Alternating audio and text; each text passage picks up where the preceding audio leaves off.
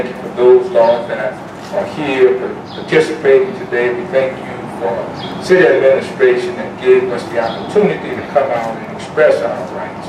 And right now, we thank you, Lord, that this rally will produce productive solutions to the things that concern the citizens in this municipality. In Jesus' name, amen. Amen. The reason we chose to do this rally is because of all the things we're seeing going on in the country today, especially up in our state and our neighboring states, with the killings of the young black men, unarmed black men that provoking nobody. We're also out here to rally against those who are killing policemen that are out here trying to serve and protect us. This is a peace and unity rally because we are all God's children and we should all be treated as such.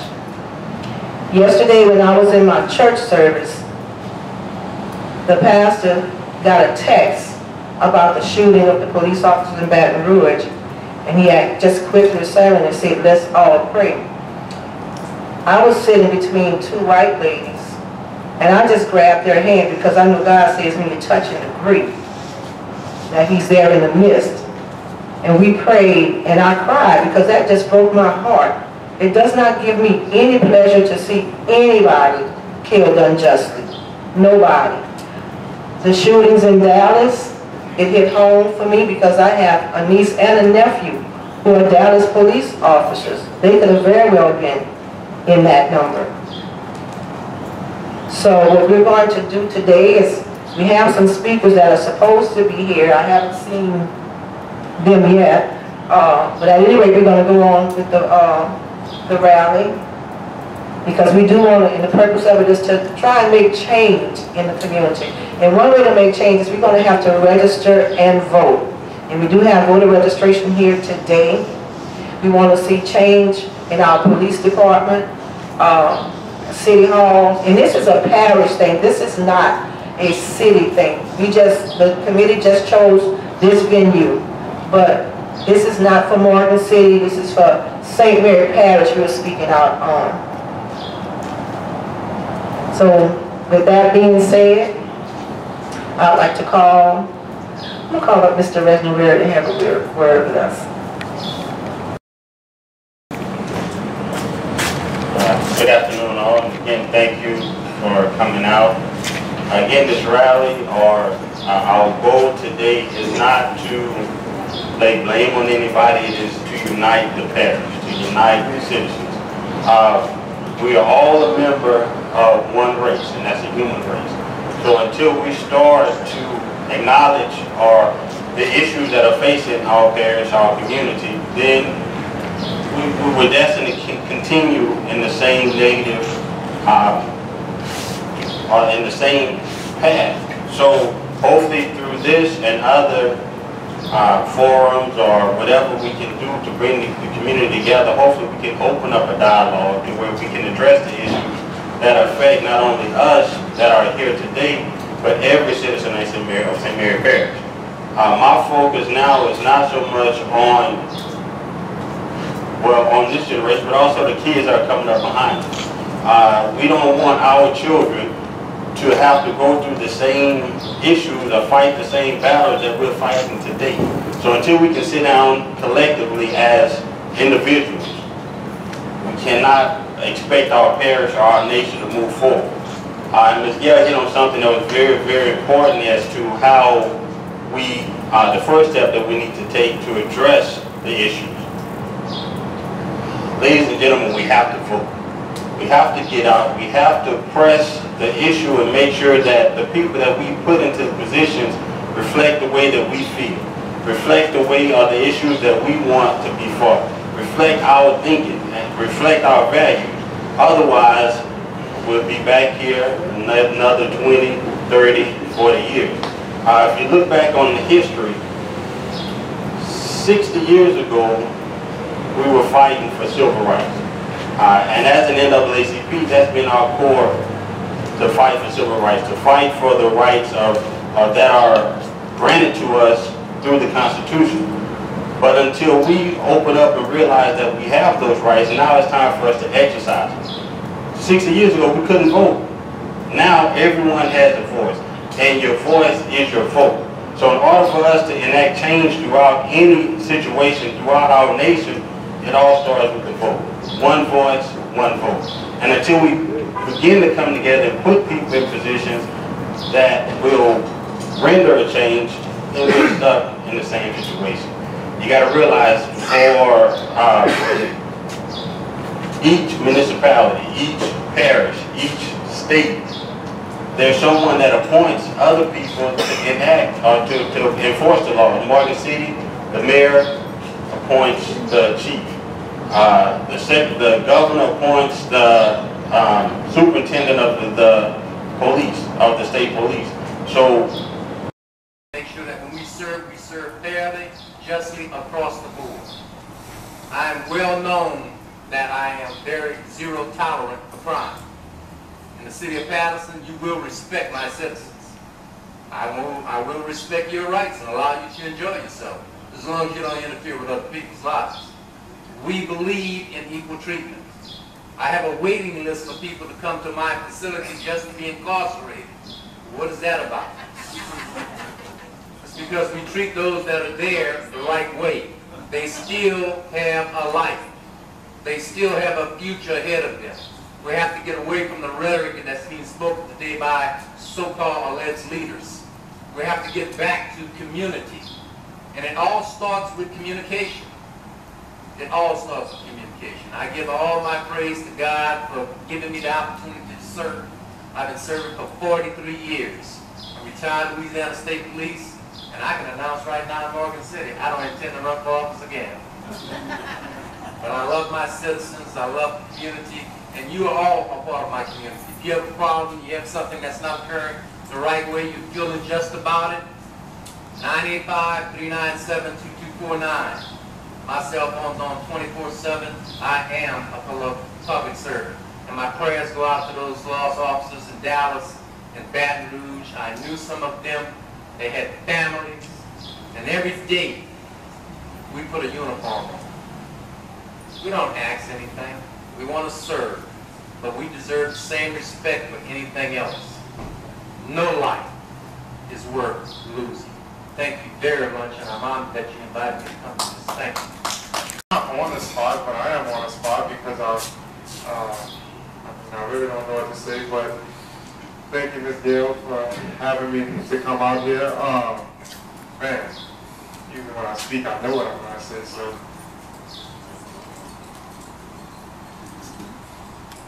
To come directly from my heart, and I think that one of the problems that I see in America today is that there's a huge disconnect, all right? And I don't know if we can necessarily fix that problem right here, but one thing that we have to start is we have to have a dialogue. We have to have a dialogue between police officers, and we also have to have a dialogue between the regular citizens, okay?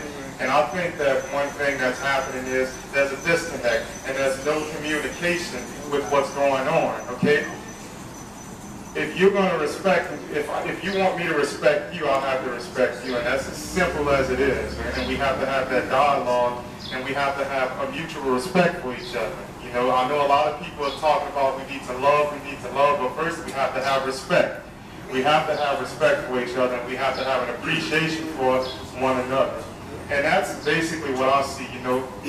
I respect policemen. Policemen get up every day, they put that uniform on, and they go out to protect us in the community. But I also respect the opinion of people who have been oppressed, who don't necessarily see policemen in that light. So that's where the disconnect is, okay? And I don't know, that's basically all that I have, but I think that this is a wonderful program. And I think that the best, something that we can do right now is that if you see a person who's different from you, who's of a different ethnic background, if you go ahead up to that person right now and shake his or her hand, okay? Because we talk about we want to unite, we talk about we want to do all those things, But I see right now, even in this crowd out there, I see it's still segregated. You know, we have one group of people over here, we have another group of people over there. So if we want to live together in this country, and again, I will say this, it doesn't necessarily have to be this huge love thing, but I want to get back home to my parents, to my kids, and you want to get back home to your kids. So we have to respect each other, and we have to go from there. And I don't have anything else, guys. My thoughts on the whole situation that's going on, I kind of echo what Travis was saying. We just need a dialogue, I think. We need to get to a point where I think the disconnect comes from a sect of people that have an issue, and then a sect of people that believe that that issue doesn't exist. So if we can bring them together and have an intelligent dialogue, a dialogue with intent, I think then we can get to some sense of change. But until that happens, we stuck with what we got. And I'm a big promoter of being proactive. And I think I support Ms. Gale's effort today because I think it's a proactive effort. As I said to the paper, that I don't believe we need to wait until we wake up one morning. Everybody thinks that this can't happen in Market City. I'm sure that the people in Baton Rouge believe that it couldn't happen there. And every other incident that happened. So I want our community to be proactive. I think we're a small knit community. Everybody pretty much knows everybody. So I don't see that a reason, or I don't think it to be a great effort to come together as the leaders of the community, the civic leaders, as well as the people on the ground level trying to fight these things that we're going through. We need to come together, and we need to, as leaders, come up with a solution to this problem, because there is a problem. That's all I got to say. Thank you very much. Because we're having this unity in the community, and most of the people that have come up here today was not actually on the program to come today, but I know they would have something to say. And is there anybody of the Caucasian persuasion that would like to come up and have something to say?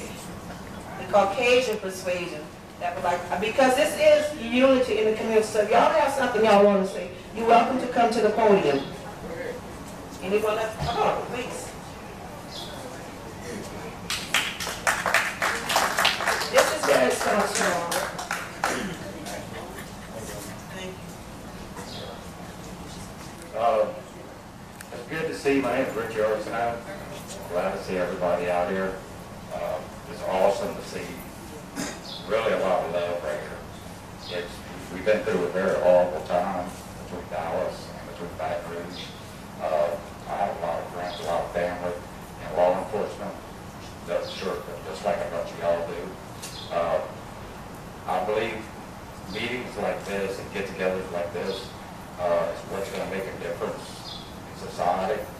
You got to put a stop to all this violence. It's and me personally, I believe that, just like she was saying, we got to have the right leaders in office to be able to make change.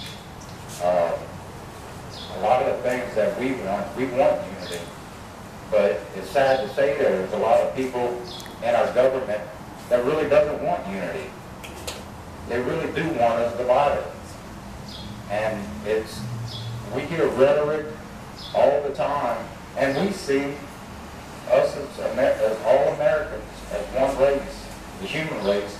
We all see the unjust that happens to people with all colors. You know, and we all see that there's bad. You know, there's bad in everything.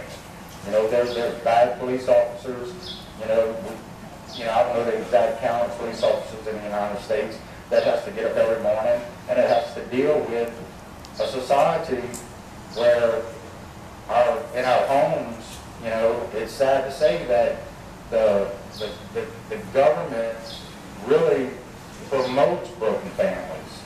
You know, it's people receive more fundage if they have a broken family.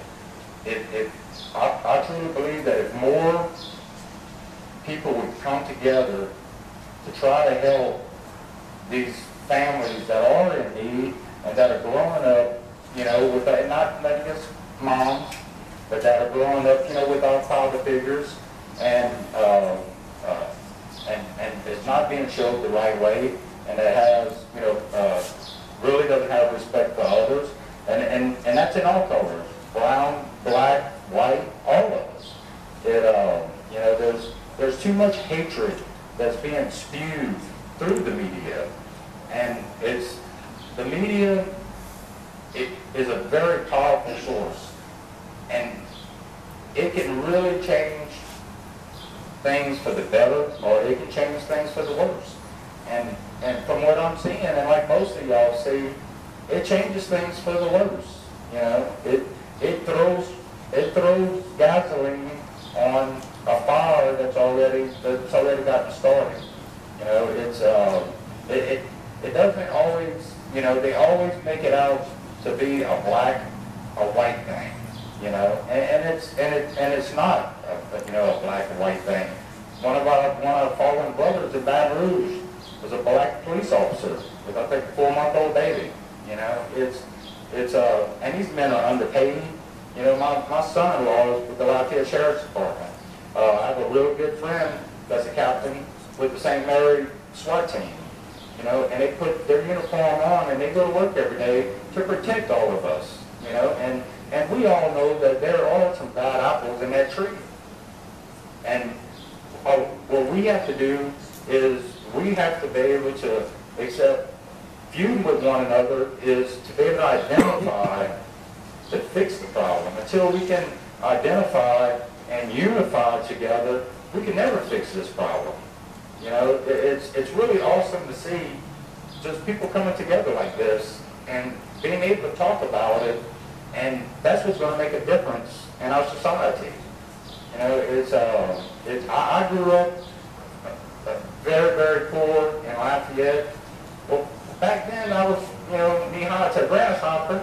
Well, all my best friends were black. You know, my best friend's father whittled the first baseball bat that we played baseball with. You know, and their mother baked for us on a regular basis. We slept at each other's houses.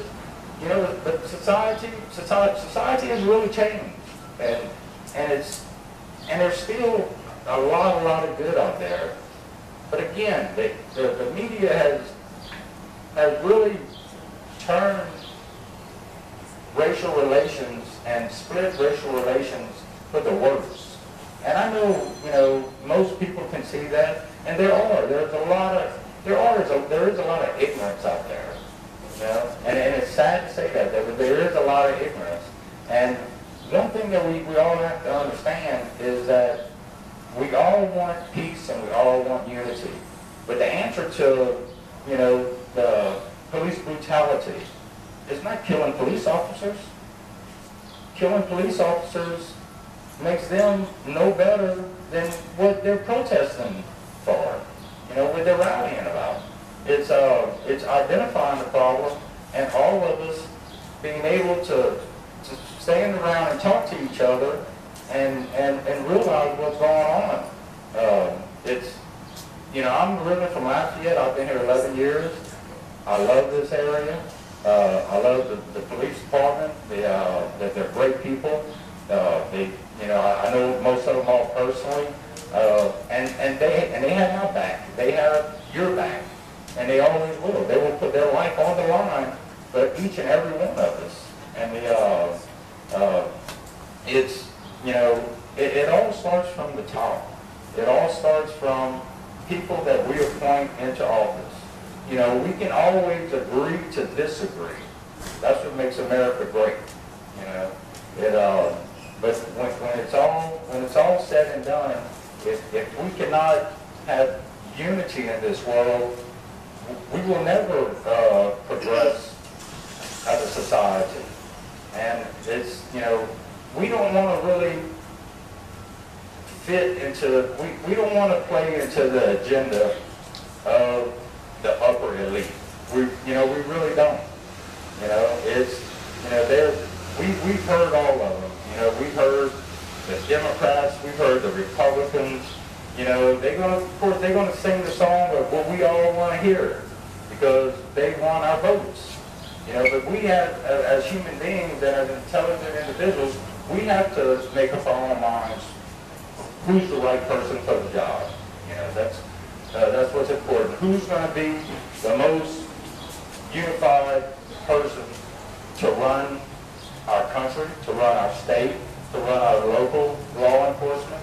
You know, it's, I just want to say that, you know, it's just great being out here and being able to have different dialogues and for people, like I said, to agree just to be able to disagree. That's all I really wanted to say. And I appreciate y'all, all of y'all. Thank you.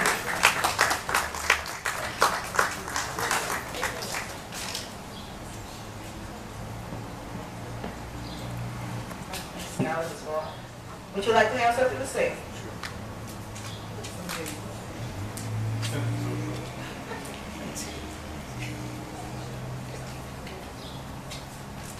Good afternoon.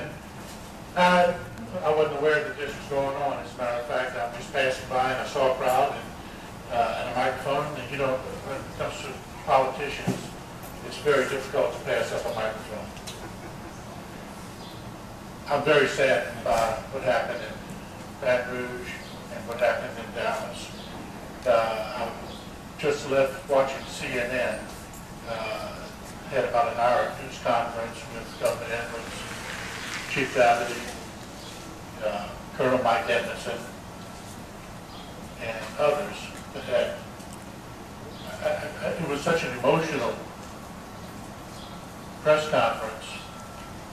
I don't think I've ever seen one quite like that, where you could see people speaking at the microphone that were just on the verge of tears. There are some people that would love to see us be afraid. Fear drives evil. And some people just bait those fears. We got to be above that. I had this discussion just last weekend before the tragedy in Baton Rouge. There's always been in this country a disparity between treatment of the races. We all know that. But some people want to say that that's a thing of the past. And we know that it's not.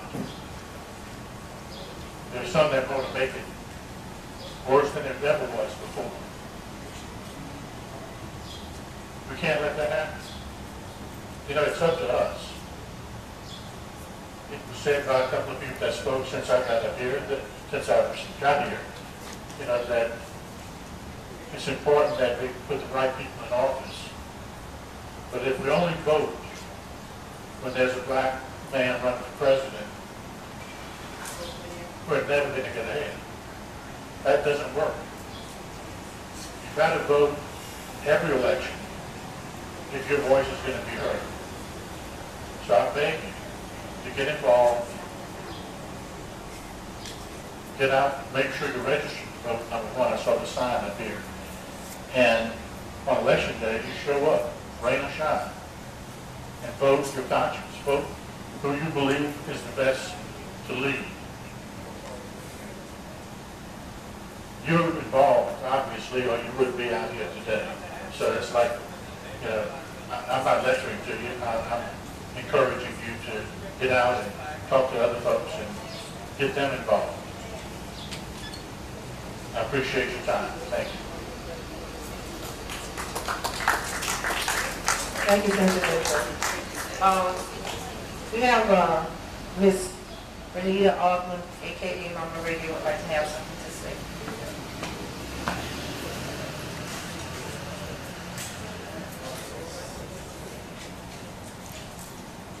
Good afternoon. A few minutes ago, a young man with the American flag asked me why I put my flag down. Black Lives Matter right here. Everybody's lives matter. On my shirt, it says Black Lives Matter. And the reason being, since I need to explain this to you, due to the fact police was established during slavery to catch slaves. Hold up. You asked me a question, I need to ask. Were you alive And during slavery? my ancestors were alive. That's what mattered. And the same way you love your country and your race, I do love mine and my race. That's all we're standing for. I am a registered voter. I do not just vote for black politics. I vote for all politics, who is right, who is about the people. But what I want to say is about this area, my home. We have to come together as a people, police, and community. Due to the fact, what some of y'all may not know, when blacks in their community, in this area, have functions, barbecues, birthday parties, whatever. If we have big gatherings and we're in our yard, the police will ride around and ride around. They'll go park 2-3 blocks and watch what's going on. Then we have harassment. But the Caucasian community did not know this is happening to us. We get a lot of police harassment. The young people in this community do not have anywhere to go, nothing to do. No playgrounds, no Boys and Girls Club. I thank Latifah Griffin, who started the first Black Girl Scouts in Morgan City. And she's here. Can we give her a hand? Because there's nothing for young black teenagers or kids to do in this town. And we need, there's Jughead area where the swimming pool used to be. We could develop that as a playground for the kids. It's no way for the kids to go, I'm coming to get Gail. You didn't stop nobody else. Let me finish saying what I have to say. We have to have something for our children to do. When they walk in the streets, they get pulled over, they get harassed. You have no idea what goes on in our community because y'all are safe havens. You don't know. You only see one side of it. You don't see both sides of it. I did not come out here to be attacked by nobody or not attacking nobody, and it's wrong. Don't do that to me. I am speaking for the truth. Like I said, this is a peaceful movement, and we're going to have peace. We're going to have peace. Everyone got up here and had the right to say what they had to say. I want to have that same right. And this is about my community where I live. We have to establish with the chief of police and the neighborhood, the community leaders, get together and come on one page. Because some of the harassment is overwhelming for the young black youth. Young black men can't walk from their mama house to the grocery store without being harassed. Every black neighborhood is considered a drug area. They have drugs in Lakeside, but none of the streets are considered as drug areas. That's my concern. I'm finished. Thank you very much. Thank you, Ms. Augment. We have, in this country, we have freedom of speech, we have freedom of expression. We don't have to always agree, but we do have to respect one another. I respect that flag. I'm an American citizen. I respect that flag. I respect her flag. Thank you. I absolutely do.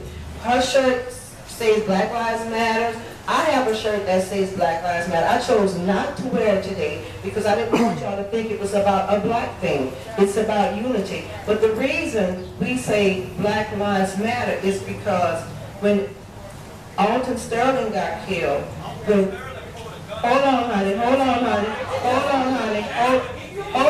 just listen, okay? Just listen. Wait, y'all, we don't want this. This is not what we want. This is not what we want, please. Nobody answer him. He's talking to me. He's talking to me. It's okay. He's talking to me. He's talking to me. Whether he had a gun or not, which I saw the police put a gun out of his pocket, but whether that's here or there, the point is, whenever these people get shot, killed, policemen, whoever, unjustly, I'm on Facebook, honey, I'm on Facebook offering my sympathies. If a white man pulled a gun on an officer and got shot and killed, by a black cop, would all this be going on? Wait a minute. Wait, no, this is not what we're about, More please. white people were killed this year than African Americans. And guess what? And guess what? 71%, excuse me, let me say this. 71% of the, let me say this, please, let me just say this. Leslie, let me just say this, please. 71% of the white officers that got killed this year were killed by white men, not black men, okay? That's just some statistics you really need to know. It's not about black, white. You bringing your flag out is not hurting my feeling because I am an American citizen. So you're welcome, we're not here to argue. Go ahead, T. Good evening. First I'm going to ask, what was the reason for the rally? I just have to know because I'm not one who beat around the bush, so I'm just going to speak honest.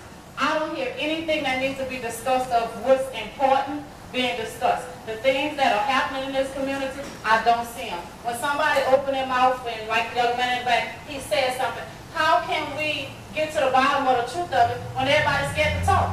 If you're not going to speak honest, if you're not going to be truthful about it, and if you're not going to do something about it, shut up, don't say nothing. It doesn't make sense to come out here with all the arguing and the fussing when none of us was in Baton Rouge. Because right now we're in Morgan City. We need to concentrate on Morgan City and deal with the issues in Morgan City. And if I can't speak honestly, I don't need to speak at all. I've been doing bail bonds for 16 years. I know the white side, I know the black side. And I'm talking about inside the jail and dealing with the 16th Judicial and the 6th Ward Court. They treat everybody differently. I'm not going to say black and white. I'm going to say privileged and non-privileged, or those with money and those without money. Because that's basically how it goes. There's white trash out here. Yes, there's white people who consider some people white trash, just like they consider us some niggers. It goes both ways. You are no better than us, because some of you people also look down on you all too. That's why I say privileged and not privileged, with money and without money. It's about money in this community. If we don't have the money to make it, we won't have anything, because nobody is giving us anything. Nobody's doing nothing to help us. I became a Girl Scout leader to give back. I have no kids. The parents in the community don't help, don't even get up. Like today, they form a rally. Still ain't got an answer what it's for. But where are all the people that should be here with children that should matter? Now, when the rally is over and done, everybody gonna want to say what they should have said, what they should have did, or what they could have did. You ain't do nothing, you didn't show up, so nobody really wants to hear what you gotta say. If you're not going to be honest, if you're not going to answer and let somebody else answer you, and then on top of that, speak what you know. Speak facts. Don't speak fiction. Nobody wants to hear the BS. It's just ridiculous. All of us who are adults out here, I didn't hear one thing positive come out of none of this. It's just a big old discussion. A discussion of what? Can somebody tell me what we're discussing? What's important? Is it the children? Is it the police brutality? Is it the harassment? Is it the fact that our kids have nowhere to go? Is it the fact that our kids have nothing to do? What is it? What's important? All lives matter. Okay, we understand that all lives matter, and that is true. But guess what? Just because all lives matter, it doesn't give somebody with a badge or any type of suit or armor on to decide if he's going to kill me or not. Because if you come up to me and you ask me for registration, insurance, I have a right to get a chance to pull that out. You shouldn't react because you don't know what I have on my person. If you don't want to be a police officer, don't go fill out the application. We can stand as a community instead of serving. Exactly, okay? So now we got some people answer. That's how you hold a rally. That's how you get stuff done. All this fussing and going back and forth, it makes no sense. So what? Exactly, it involves all of us, and that's why I said privileged and not privileged, not black and white, because we are all treated the same. Either we have money and we up here because we can make a few moves, or we don't have no money and we down here because we can't do shit. It's one or two. I don't have no money either. And exactly, and the only way we're going to solve something is to find out what's important. Okay, what's important? What's important to any one of y'all? Y'all got kids? Do y'all kids have somewhere to go? In this community, ma'am? any other community, is that we are here to learn life lessons. We are here to treat each other with kindness and with respect. That's right. And that is what is important. It doesn't matter. Thank you. Thank you. Anybody else? What's important to you? What are you here for? Me, I'm only here because I'm involved with the kids. I I don't have any. The kids in this neighborhood need something to do. They need somewhere to go. They have no recreation. They have Syracuse gym. It closes after 5. Most of us get off at 5. Where your kids going after school? Where your kids going to go? Excuse me? Okay, and you got Lawrence Park right there. I'm glad you brought that up. You know the only time you can cook in Lawrence Park is if there's an event like Triple Patrolling. You cannot get your family out here and say, we're going to go have us a good day in the park. Why? Because it's not allowed. You have different options too. The city needs town hall meetings that are regularly scheduled so that there are things on the agenda so that people can voice their opinions, put their names on a list, and get things done. And you are very right. This bullshit about not being organized is not going to hold this city together with the crap that is going on down here with all the layoffs and all the tech. And you are very right. Anything else important? Somewhere for the kids to have an area, a close area besides the lake. Okay, let me just say at the very beginning, I think you left Sunshine. I did make it clear that we were out here, we wanted to have this, be treated equally, we wanted respect, we wanted to be treated just like everybody else because we're not second-class citizens. So I made that note. Now, with that being said, let me just say this. I invited Mayor KBZE down. This is why it took us so long to get started, because I was waiting for him to come down. I had him on my program as doing the welcome. He didn't come down, so I don't know whether or not we're welcome. And I spoke to him personally today and asked and told him I would have him to do the welcome. So he knew he was expected. He did not come down. That's his right. That's his right. But we need to register and vote and elect the people that are going to stand and fight for us. And not say us, I mean all of us. I mean all of us. Because it's not going, we're not doing black and white. We're not doing black and white. We're doing unity. You know, and I'm sorry I felt like I had to take it there because that is not the reason I came out here.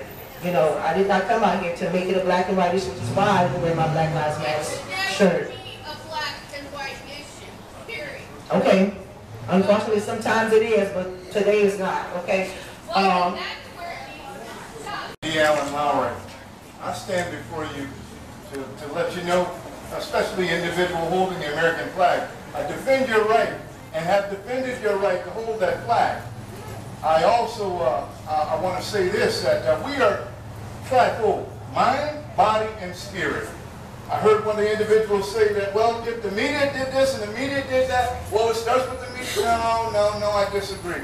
We've got Mr. Cassidy here, we've got Zachary Fitzgerald here. Good people in the media, good people. But this is what I want to say. When we talk about the problems that we have, we're talking about wickedness, sin, S-I-N. Sin has no distinction whether you're white, black, yellow, or green. Sin is sin. But for those of us that profess to be Christian and say, well, we love the Lord, well, you kind of wonder, because what needs to be said is, if my people who are called by my name will humble themselves and pray and seek my face and turn from their wicked ways, then will they hear from heaven and God will heal our land. We certainly need some healing in the land. We need healing in the land, and we need dialogue in the land. But we're not going to have any dialogue if you've got situations where, well, we can only talk about a specific thing. I think it's nice, sir, that you came out and you expressed yourself. I think other folks should come out and express themselves. But at the same time, we're expressing ourselves. We've got to love those that don't speak like us. We still have to love those that don't look like us. That's all I wanted to say. Thank you, Dee. I think Dr. Metz asked to be heard.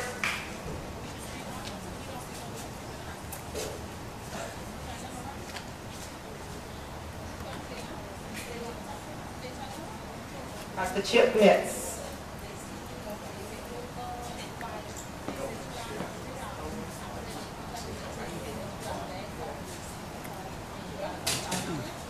My name is Dr. Chip Metz. I've been the coroner since 1990, but I'm a resident here for quite a few years. Is anyone here older than 78?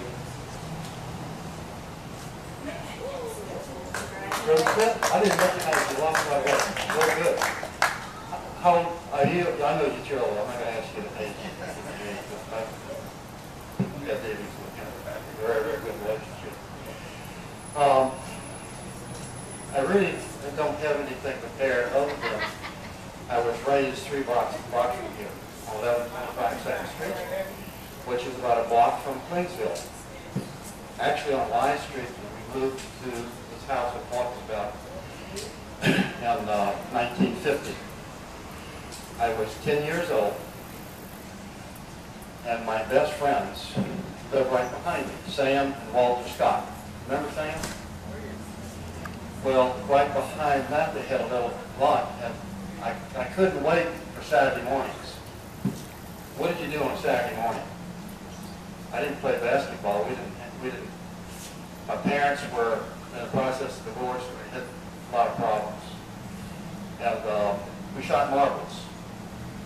You know, you put a ring around, and you had your little sack of marbles. And we shot marbles just about every Saturday morning. In case you didn't know Walter was a custodian, building custodian at Barton City High for years. Samuel moved away, got him a job at the river, came back here and died. But Walter continued to be a friend of mine until he died, right around Hurricane Andrew. I graduated in 1956. We did not have any blacks in the high school. We had a black high school called Sumter Williams, which is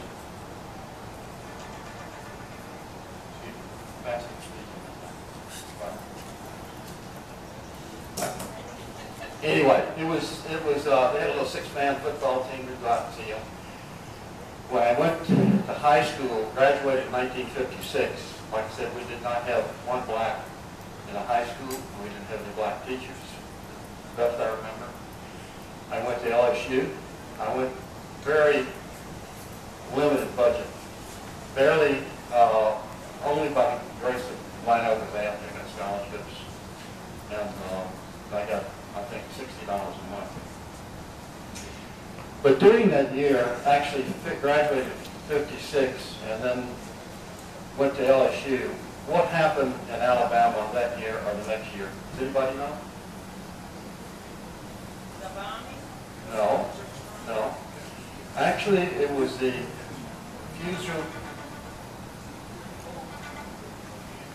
refusal of the governor then to allow blacks in the schools. We didn't have televisions then that were open, you got your news from the mail or by word of mouth. But this is honest to God truth. One Thursday, these LSU students were getting in the cars and they asked them to come along and go with them. Where were they going? They were going to Alabama to help protest. And I just didn't want to have anything to do with it. I thought it was right. I just wasn't raised that way. And then, of course, I graduated from LSU Med School, came here, practiced, family practice, and maybe delivered some of you out here, potentially doing that. And I'm not the best speaker anymore, but I'm going to try to make my point. I then worked in the emergency room, and for many years, Franklin here, many years. Became coroner, 1990. To give you a little statistics, I'll give you some firm statistics. If you walk right across the street from the current coroner's office, but we didn't have that many murders. We didn't have overdoses like we had. There was no marijuana, no crack cocaine. Alcohol and cars was the biggest killer. Last year, in our St. Mary Parish, I want to ask you if you know some statistics. What is the murder rate in the United States? In other words, that's the rate per 100,000. How many do you think murders there are in the entire United States per year? Well, is 4 per 100,000. In New Orleans, New Orleans has the highest murder rate, secondary, and Newtown secondary to Rio de Janeiro, where the Olympics going to be. But last year, if anybody can tell me how many murders we had in St. Mary Parish? I mean, we're talking about solving the nation's problems. Let's say within a 20-mile radius of this area, from Amelia to the other end of St. Mary Parish. Let's start solving some of the problems. The murder rate last year was 25 per 100,000. We had 12 murders. 12 murders. Last year, about the same thing. It's been the same thing for the last 5 to 10 years. One year, we had 25 murders. I know you don't like to talk about this, but it's an absolute fact. Our problem is right here within us. Your relatives, your parents, your children. It all starts right here, and it starts with family. And I had a broken family, from an early age. Fortunately, I was able to raise 3 children, all up productive. But that's the point I wanted to make. Let's not talk about Baton Rouge. Let's not talk about what goes on Baton Rouge. Let's talk about what happens in St. Mary Parish. That's right.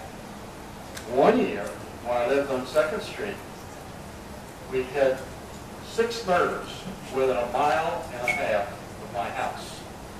So my house, it was then 2nd Street, about a block from what they call Queensville, and they had a certain economic group in there, and they had certain ones across the track. Okay? But I've seen a great evolution. Went to my son's position. I went to a couple of his lectures, the 125 of his class, and there probably were about 15 to 20 black physicians, and they graduated. But I see the change, but really the change is going to have to be really within yourself and within your family, starting or ending on Sunday. I try to go to church every Sunday. But the point is, and I can open it up like the question and answer. We have the same problems here that they have in Anchorage, Alaska, Seattle, Washington. Same thing. We are representative of the entire United States. You, Butch, we're representative of the United States right here. I haven't looked at the news in the last 24 hours. I know there's some things going on. You can't help do it, but look to see what we have right here, and survey what we have in the records in the coroner's office, and they're open records.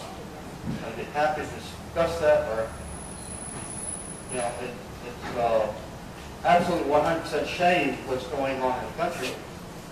But I have a feeling that there's some outside things. And, I know the difference between black and white. Because I've cut on white and I've cut on black. And the difference between the white and the black is just a little bit thicker than a piece of paper. And that's the skin. Once you open the body up, it's the same. So it's what you make it. And how productive you want to be. How much of a family you want to have. That's my own feelings from my heart. And I've got 2 grandchildren. One that's 5 years old, goes to school. One that goes to school in the local area. I picked him up the other day. Subconsciously, I said, "How many blacks do you have in your class?" It's something ingrained in me that not to catch myself every now and then. But he asked me, he said, "What's that?" So trying to, I think I'd like to say, but does anybody have any questions regarding what my feelings are for living in Morgan City since 1939?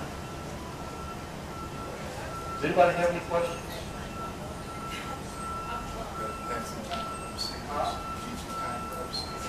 Thank you very much.